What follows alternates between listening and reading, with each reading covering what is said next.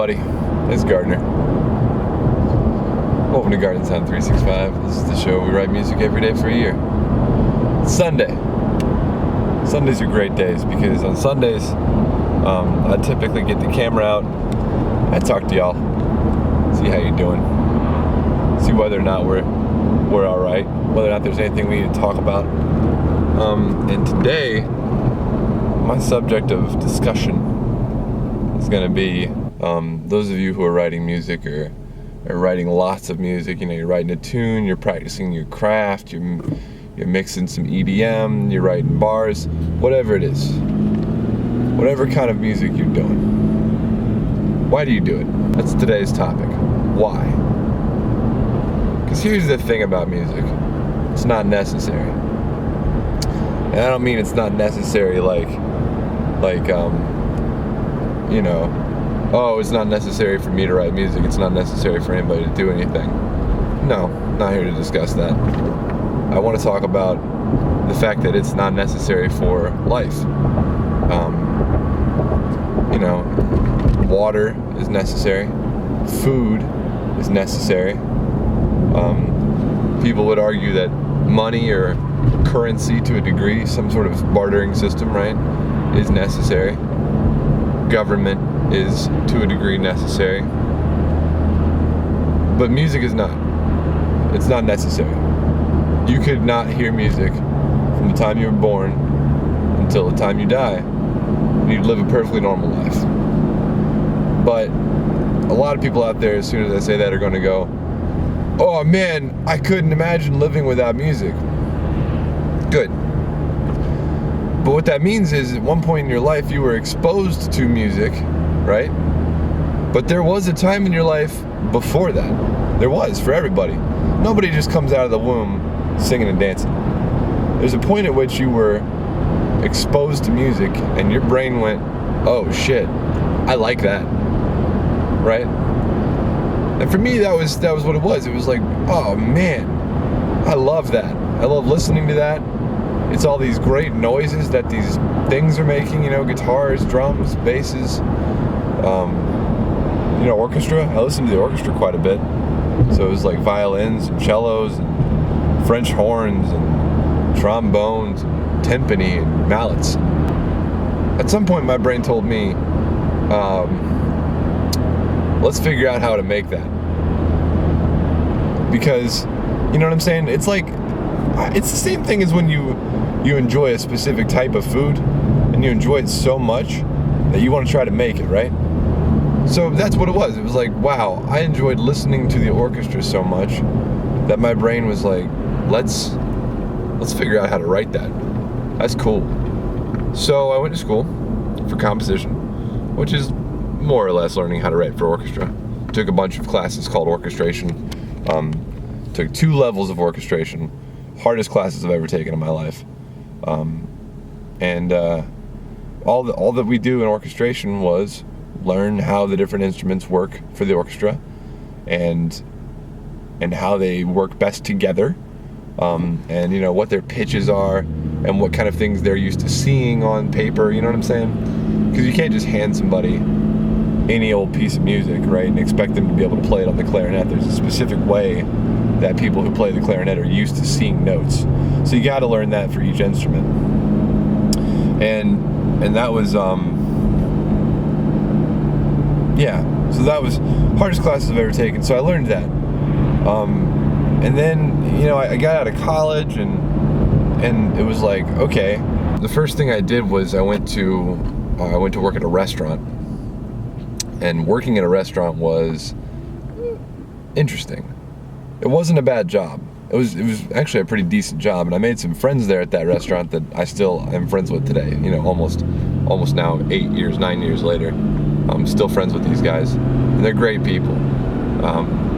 Restaurant people are tight. Like once you work the line with somebody, and you work with a bunch of like crazy customers, and you put out 100 orders in a night, like you're tight. Like you're tight with people at that point.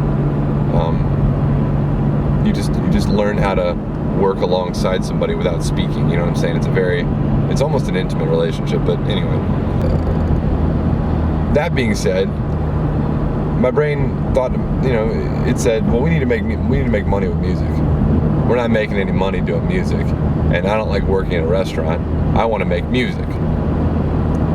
So I tried to make money with music by making EDM only, because that was really popular when I graduated. It was just becoming a thing. There were raves every other weekend. I was in Columbia, South Carolina, which is right between some of the biggest cities where that was going on, like Atlanta and Charlotte. And I was able to shoot back and forth between those if necessary. But things just never took off because my music sounded pretty sterile and it was what EDM was, but it wasn't what I was. I'm not an EDM writer. I'm really not. I can do it because I spent a lot of time practicing and figuring out how to do it. So I can do it convincingly, but that's not the kind of music that I like to write. The kind of music I like to write is really strange. The problem with that is people don't pay for that. So the kind of music I like to write is more like 9 Inch Nails or Atticus Ross, or more experimental people like Richard James, who goes by Aphex Twin, or Square Pusher. The more out there, the more avant-garde kind of electronic music. Oop, I don't want to go there. So after a while of trying to write EDM, I got really upset and depressed, and because it wasn't paying me, and I had been unhappy writing it, and I didn't know why I was writing it, and so I had to look at it and ask myself, and this was about a year ago that this started to happen. I looked back on my history of writing music, and I looked at what I was currently writing, and I asked myself the question, why am I writing this music? And the answer is, it gives my brain a lot of joy. It gives me a lot of joy. Getting music onto paper and then, handing it to musicians, or getting music into a file and then having somebody play that file on a stereo, or play that file, in their cars or in front of a lot of people, that gives me joy and pleasure, and it just gives me something that nothing else gives me. There's nothing else.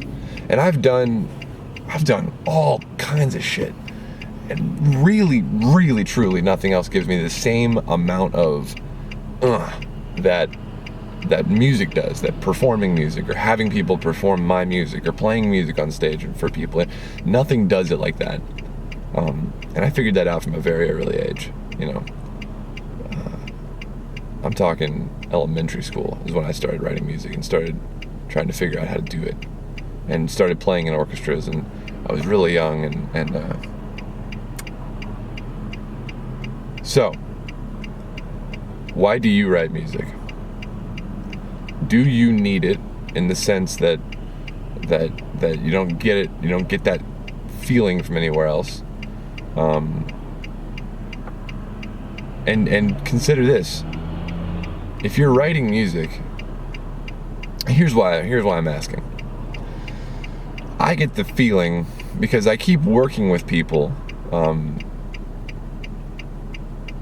on projects, nobody specific. I'm not naming anybody specific. I'll work with people on projects, but nobody has that urgency that I'm looking for, where I'll say, hey, let's get this done, and then it just falls by the wayside, or someone will ask me, about a project, like, hey, give me your opinion on this, or give me some mixdown critique, or et cetera, et cetera, et cetera.